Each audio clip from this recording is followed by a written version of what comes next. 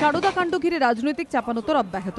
CPM এর রাজ্য সম্পাদক বিমান বসু রবিবারই দাবি করেন, সারদার কর্ণধার সুদীপ্ত সেন কোথায় আছেন তা পুলিশ জানে। মঙ্গলবার কাশ্মীর থেকে সুদীপ্তকে পুলিশ গ্রেফতার করার পর সুজন চক্রবর্তী নিশানা করেন মুখ্যমন্ত্রীকে। মুখ্যমন্ত্রীর নাম না করে সিপিএম নেতা সুজন চক্রবর্তীর দাবি, সুদীপ্ত সেন কোথায় ছিলেন তা উনি জানতেন। উনি তো জানতেন যে উত্তরে আছে মানে কোথায় আছে তোমরা জানাই ছিল। উনি যেদিন জানলেন তার পরের দিনই সুদীপ্ত সেন চলে গেলেন। মানে উনি জানলেন যখন তারা সুদীপ্ত সেনকে ঠিক এইভাবে রাখাটা উচিত না, একটু অন্য কোনো ভাবে থাকা যায় কিনা, রাখা যায় কিনা দেখা যাক না। সুজনের প্রশ্ন, সুদীপ্ত সেন সিবিআইকে যে লিখেছেন তা কেন প্রকাশ করছেন না মুখ্যমন্ত্রী? সিবিআইকে সুদীপ্ত সেনের চিঠি আছে, সেই চিঠিটা মুখ্যমন্ত্রী যদি প্রকাশ করেন জনসমক্ষে তাহলে তো ভালো হয়। সেই চিঠিটা প্রকাশ করুন না, প্রকাশ করছেন না কেন? সেই চিঠিটা প্রকাশ করছেন না, সেই চিঠিটা পাবেন কি করে এটা সমস্যা না, সেই চিঠিটা চাপবেন কি করে এটা সমস্যা।